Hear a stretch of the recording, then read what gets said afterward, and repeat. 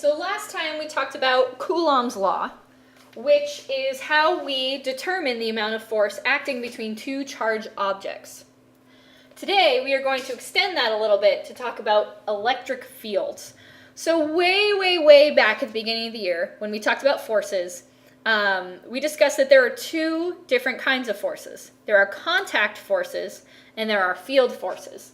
And it turns out that electric force is a field force. It is a non-contact force. This is like gravity or magnetism. We do not need two charged objects to touch each other for there to be a force between them. The British physicist Michael Faraday imagined a point charge permeating lines of field in every direction in space. So what does that mean? Okay, first of all, point charge means a charge, let's say positive, that occupies a single point. It's one little dot. So he imagined that with lines coming out of it or going into it in every direction.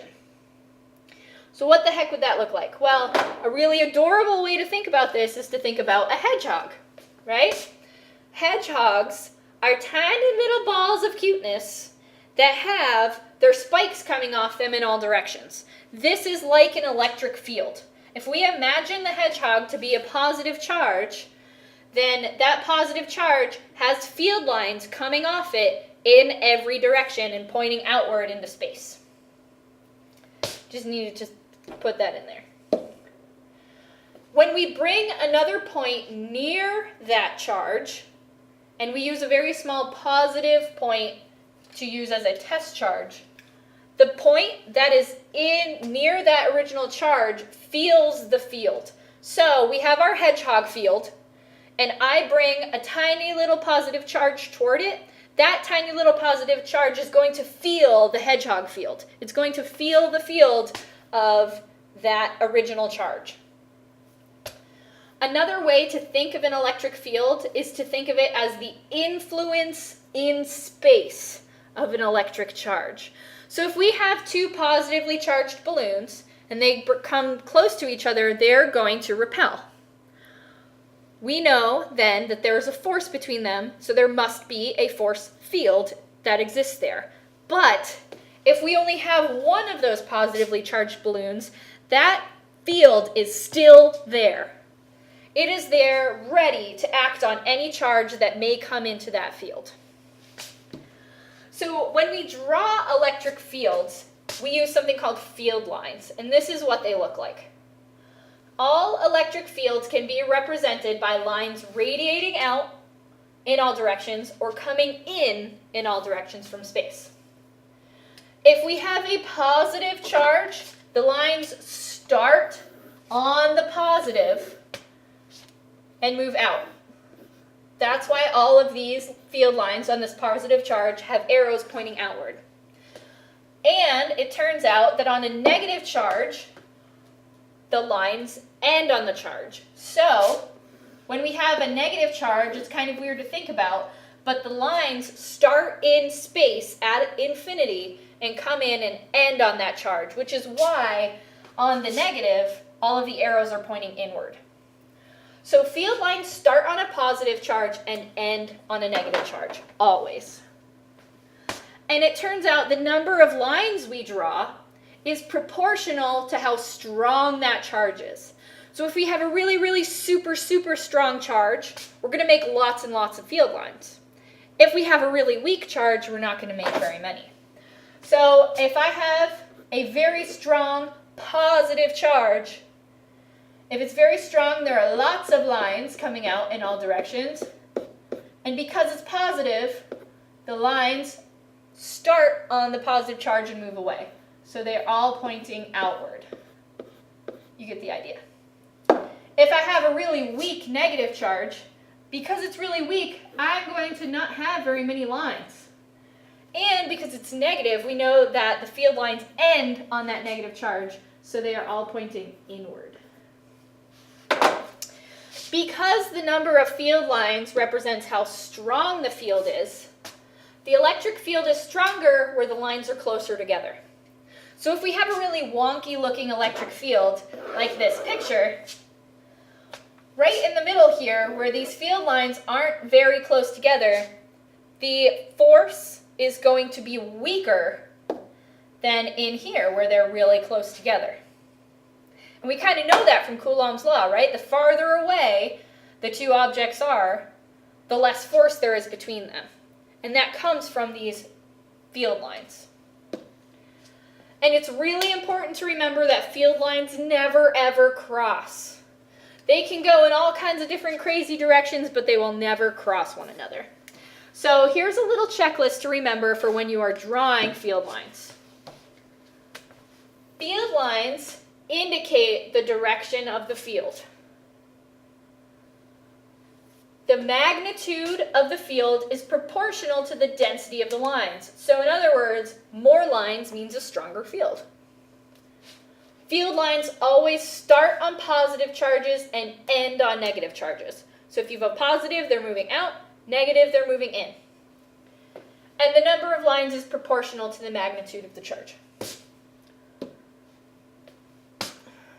So I have a little applet here to help us understand. On the right is an electric charge, and we are going to treat it as a point charge. We're going to say it's a single charge in space, and it is just one little dot.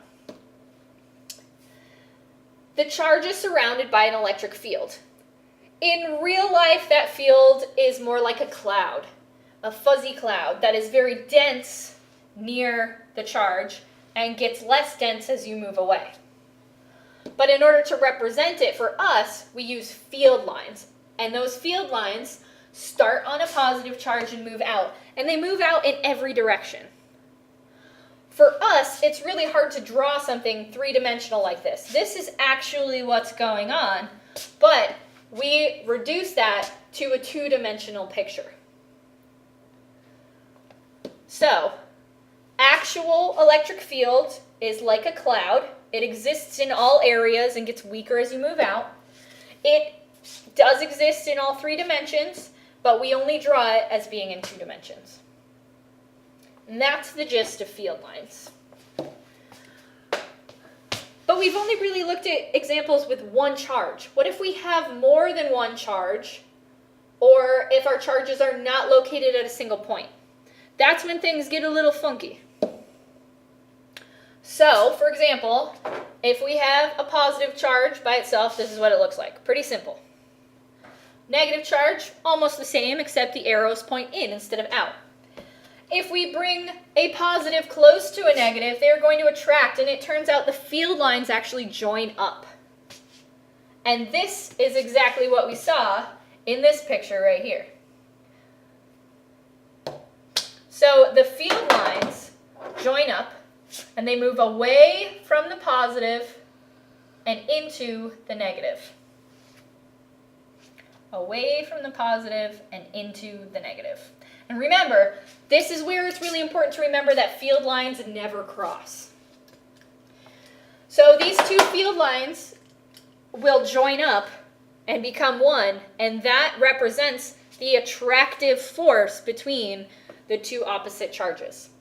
If we have two like charges, they want to get away from each other. They want to repel. So their field lines are not going to join up. What happens is they actually repel each other. So if we have two positives, both of these field lines are moving outward. They cannot join up to make a single line. So they will actually move away from each other. Remember, they don't cross. They come pretty darn close to each other before they repel. And these field lines moving away from each other like this represents like charges repelling. We can get all kinds of crazy funky field line patterns for different magnitude charges, different kinds of charges. So if we have a big positive and a small positive, they will repel, but this is what it looks like. This one has a larger magnitude charge because it has more lines. Same thing with negatives. Pretty much the same exact picture except the lines are coming in. If we have two unequal opposite charges, they still attract each other, but they attract each other in these really weird ways. So instead of it being a nice curve like this, when they are equal magnitude, it's kind of this funky looking heart shape. So it gets really weird. But if you remember the rules, the little breakdown I gave you of the rules for electric field lines and drawing them, you'll be fine. This is a little applet that is kind of fun. We can have unequal point charges, equal point charges. You can bring them closer to each other and farther away. We can have a point charge right in the middle that we can actually move around, and the arrow on the point charge will tell us which direction it will move, and the bigger the arrow, that means the faster it will move away, the larger the force acting on that test charge. So we'll mess around with this in class a little bit to try and clarify some things. But for now, let's talk about charges that are not single points in space. It turns out that we can have two plates that are charged. And if we bring them close to each other, this is what the field line looks like. It's very, very uniform inside. It gets a little wonky at the edges, granted. It bulges out a little bit, the field line does. But inside, the field is very consistent. This is going to be important to remember when we talk about electric circuits, because this is the main basis for a very important kind of component of a circuit. And it turns out static electric field lines inside a conductor is always zero. So, for example, with our Van de Graaff generator, we have a charge on the inside of the metal sphere.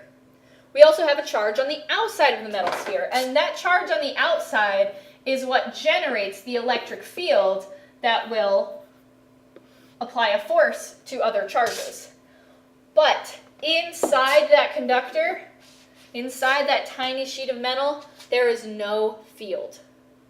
The field will actually stop and resume on the other side. And the net charge on a conductor is always on its surface. So this is a better explanation of how Faraday cages work. The cage acts as a conductor, and the overall net charge only exists on the outside of that conductor. It will not exist on the inside of it, which is why the electrons will flow around the outside of a car when it's struck by lightning, or why the electrons from our radio signal will flow around the outside of our little cage when we put our radio in it. So your homework for tonight is only 2 questions.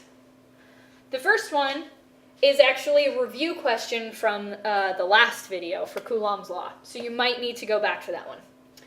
At what distance of separation must 2 positive 1 times 10 to the minus 19 Coulomb charges be positioned in order for the repulsive force between them to be equivalent to 10 newtons?